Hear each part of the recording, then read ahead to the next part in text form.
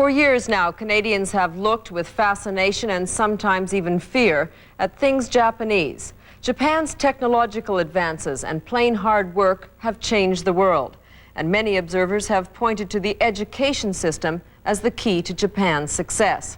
With their high international test scores, especially in mathematics, Japanese schooling has reached mythic proportions in the minds of some parents and educators. So, in the spirit of global competition, what can we learn from the Japanese? Thousands of Canadian parents and their children have already taken a page from the Japanese math book. It's called Kumon, and it's the world's most popular private mathematics program. Very good. So why don't you take your recording sheets, okay, and then you can drop off your homework in a basket. Hi, These kids in White Rock, British Columbia are practicing math the same way as kids in Japan. It's called the Kumon way. There are over 13,000 students enrolled in Kumon centers across Canada, and that number is steadily growing. So the question is, why is Kumon so popular? Kumon is a supplementary program. It's not meant to replace the regular school program in math. It helps with study skills. It helps the children to understand the basics, and it's a repetitious program, which means it works, the students work every day. They only work about 5 to 10 minutes, and the steps are progressively harder and harder. Students must complete daily timed worksheets with 100% accuracy. The progression is from preschool math through to calculus, and they must complete one level successfully before moving on to the next. Probably the first benefit is that the student improves the study skills.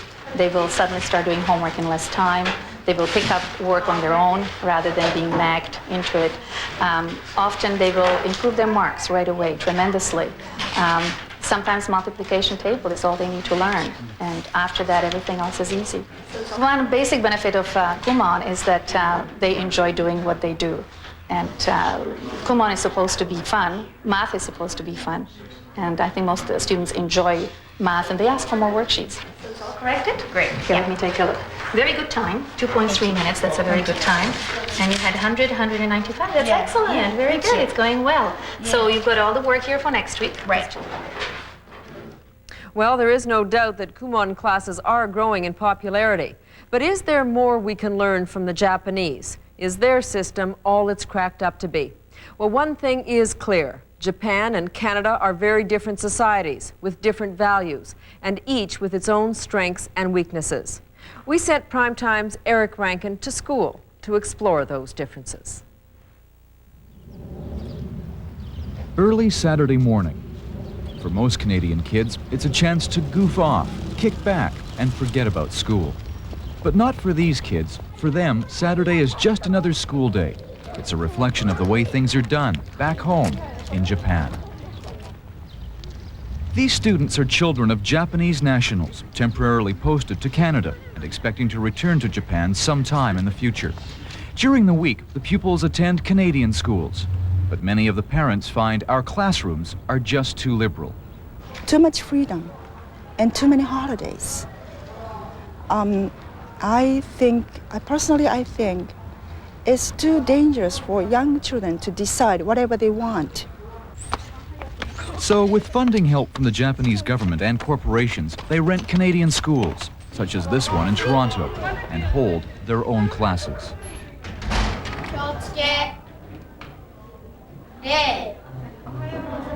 Welcome to Parent-Teacher Day at Shokokai Hoshuko, literally supplementary school. Back in Japan, classes are held 6 days a week, including Saturday mornings.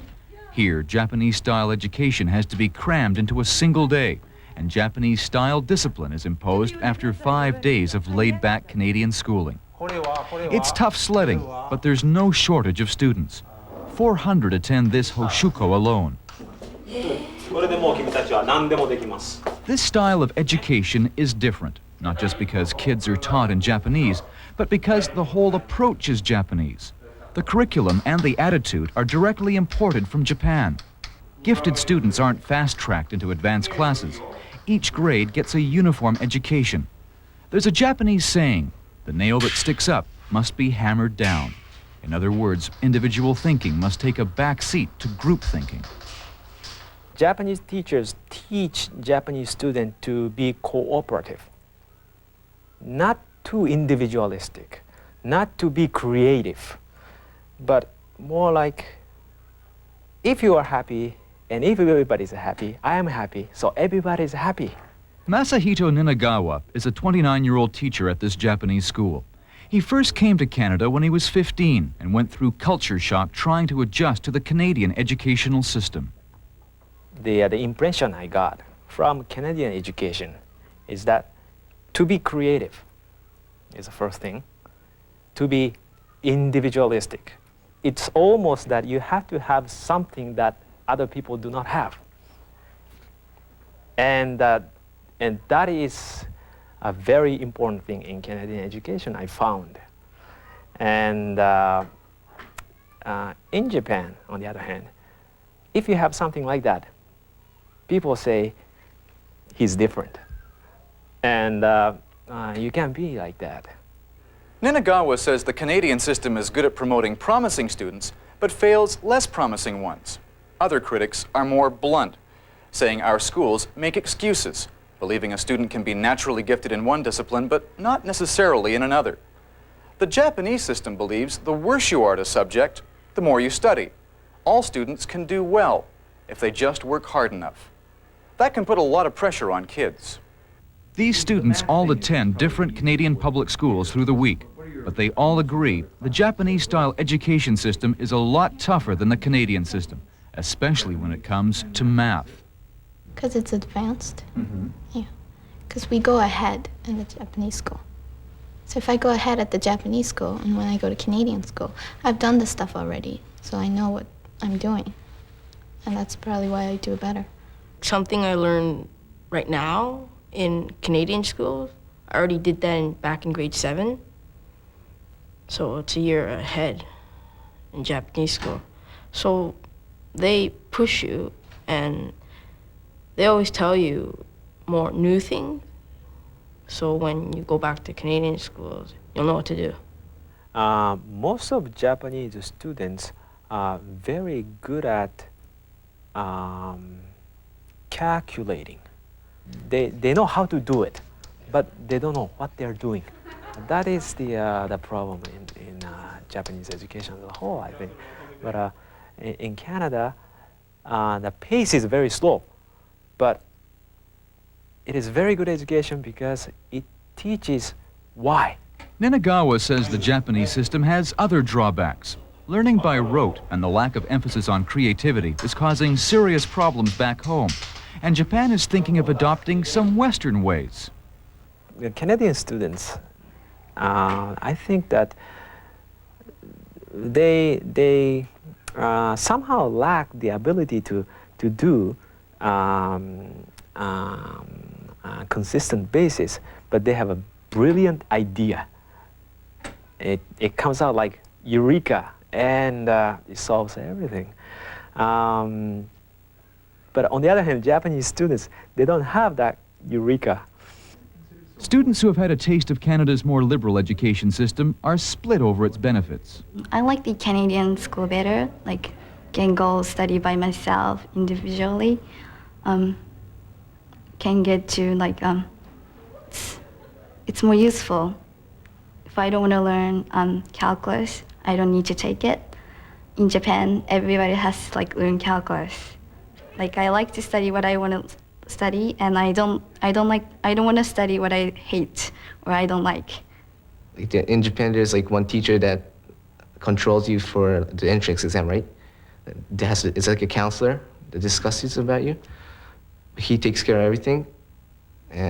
But here, there's no such teacher. There's only a counselor that works about 200 to 300 students for a school. So I like the Japanese one better. I hate it. Why? Well, it's so boring. Compared to what Canadians do? Yeah, in Japan, it's work, work, and work. But his mother, like many Japanese parents, isn't sympathetic.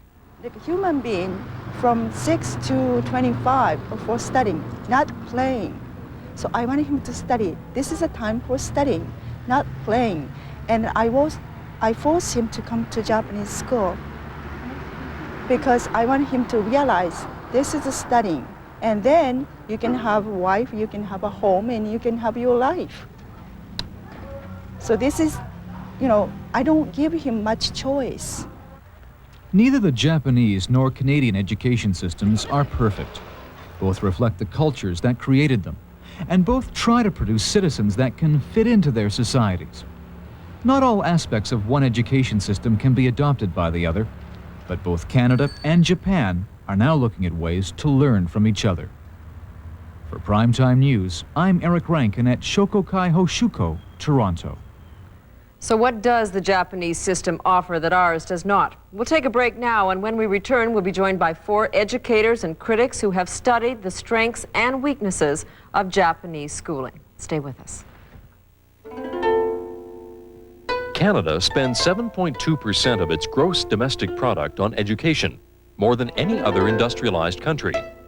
Japan ties for last place with 4.9%. Japan's high school graduation rate is 89.5%. Canada's is 67.9%. The competition says they're getting better. Japanese schools and educational techniques that we first brought you back in June. Here's Pam's interview with 4 experts on education who have very different views on what we can learn from Japan.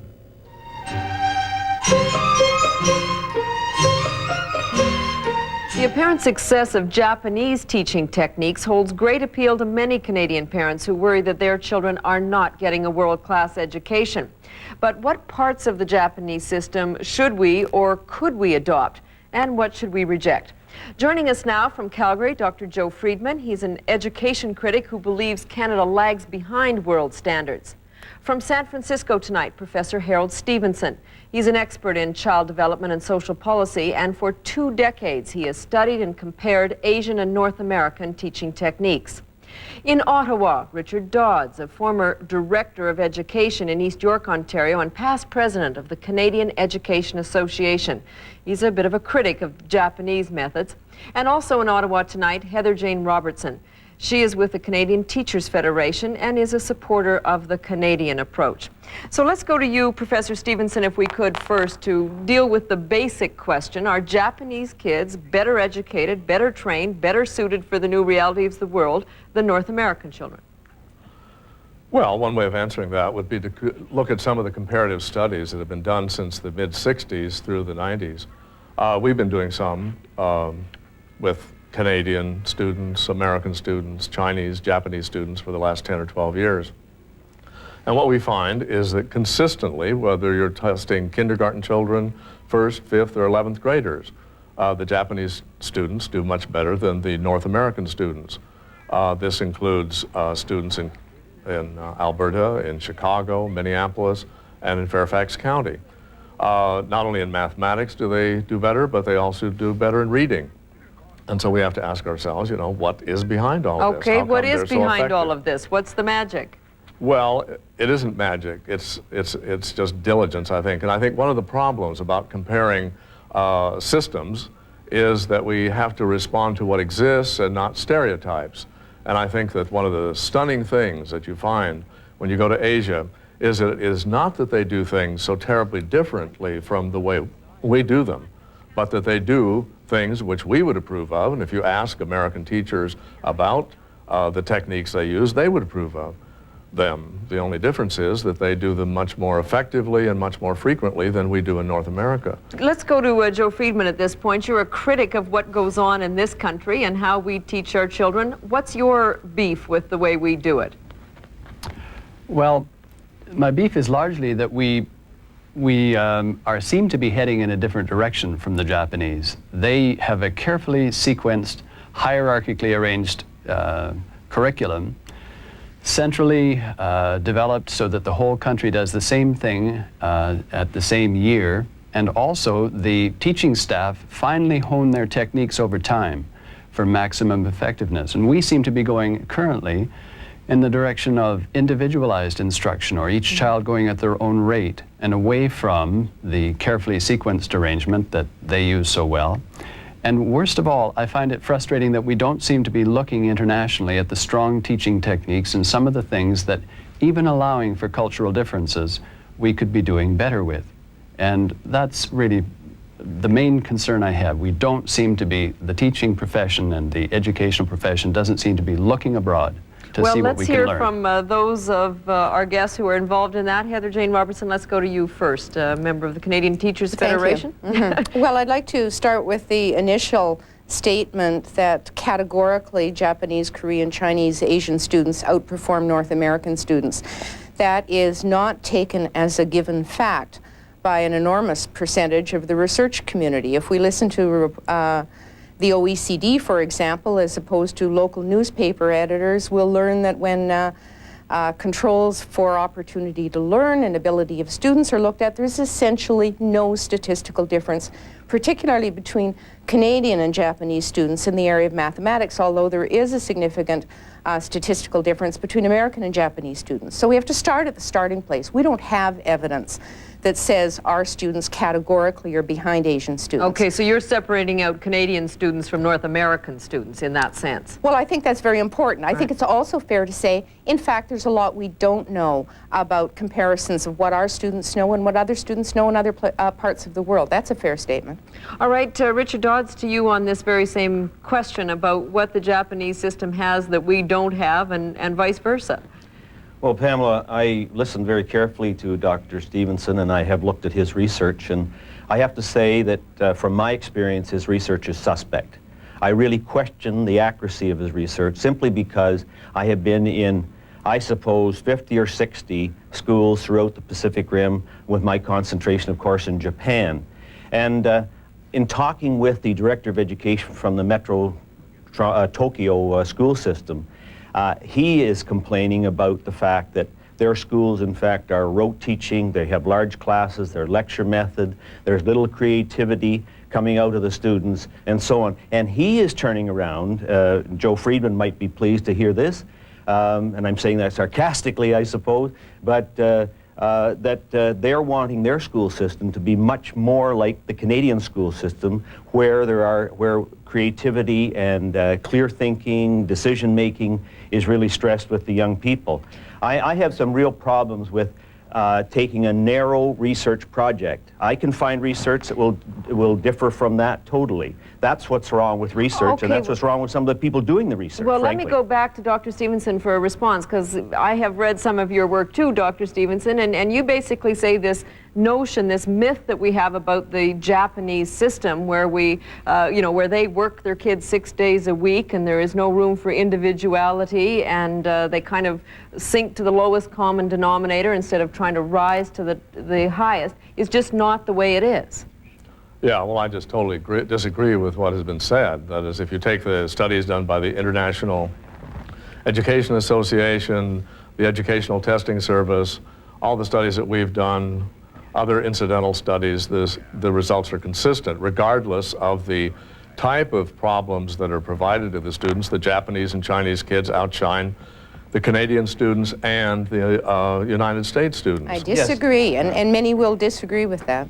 Well, I think what you need to do is to come up with hard, solid, well-conducted research. Well, go to the OECD and look at their analysis of the international testing. Well, secondly, I'm saying there's dispute over the findings. Okay, Mr. Dodds, go ahead. Secondly, I'd like to suggest to Dr. Stevenson that he does this next piece of research on the home situations and actually the cultures and differences. In the tape that you saw earlier, the home situation, when the student goes to school, there's a high expectation from the parents of those youngsters. A great deal of excellence is expected from the youngsters. Not the same as in North America. Mother goes out when the student goes to school, purchases the same textbooks that the student is using at school, and drills and drills and drills those students when they come home. There is an expectation from the home and support from the home that does not exist in North America. And I would suggest, just one moment if I could, I'd suggest that if the public wants in North America what the Japanese have, then I would suggest the public should change their cultural habits and their expectations, and I would suggest that our kids would do well. Dr. Dodds has indicated that the expectations at home are different. Well, Harold Stevenson has carefully gone into that, looked at it exhaustively, and he's right. They are different. But it seems to me that that's only part of the problem, and the teaching and the ethos or the climate in the school is crucial. And I want to make a crucial point here. Harold Stevenson's research is largely about elementary schools. It's there where they shine. All of the, in quotes, myths, end quotes, about Asian education is largely directed at some truisms about high school performance, and it is badly distorted, and I wouldn't want that, and most Canadians wouldn't. But when Canadian teachers and many parents see firsthand, through Dr. Stevenson's videotape, for example, to see what those classes look like, they like what they see. And the results are stunningly good at the elementary level. And that's what we should be learning from. Heather Jane Robertson, I want to go back to you on one point that was raised in the tape that we viewed a little earlier too, and that the whole notion of the Canadian system is that we reward the smart kids and end up, in a sense, punishing the kids who aren't as smart or aren't as competent in a particular topic, because that's how it works. We want to, we put an emphasis on the kids who do well, who give the right answers, and who perform appropriately in a school, and that we're leaving a whole lot of people behind. Well, there's a real contest, and one that we have to address, about whether or not excellence for all is really a viable objective. You know, not everyone can be above average, and we really haven't come to terms with what that means around capacity to learn and the equity that we want for our kids and how all of that comes together. We cannot all be extremely high achievers. I don't think it works that way. We have a very inclusive system, and one that certainly has its problems, but many of the problems are largely out of the control of the classroom. For example, we talk about the triumphs of elementary education. Let's not forget, we have a totally different pattern of distribution of income in Japan than in Canada. You don't have child poverty. We know 1 in 6 Canadian children come to school poor, and many of them hungry. In Japan, there's a hot lunch program for every child. That's not something we have. All right, I need a preschool education, and on and on. There are many variables. How you can isolate the style of instruction and say, aha, that's it. That's the piece to go after. Doesn't make sense to me. Okay, well, before we conclude, I just want to hear from Dr. Stevenson on this whole notion of the egalitarian system in Japan. Is that myth, or is that perception correct? Well, two things. One thing I think that is very important, that people read and visit Japan before they start making comments about Japan. You if want you're to find suggesting out. I haven't been there. Well, I'm saying that on the basis... I have spent a lot of time there, likely as much as you have. No, I doubt that very much. But anyhow, until you've interviewed 1,000 or more mothers, as we have, I think it's very difficult to understand what they're trying to do in Japan. Okay, one last sentence, and that is, no one would be so naive as to assume that it all resides in the school. That is, excellence does come from the home as well as the school. The answer to your question is, yes, they are achieving all-around excellence by moving all students up. At the same rate. All right, let me kind of flip sides on everybody here and say to you, Joe Friedman, just, you know, what is still the, I guess, the most appealing part about the Canadian system? I know you're a defender of some of the Japanese ideas, but look at our own system and say, what do we have that they don't have? Our university system is superb.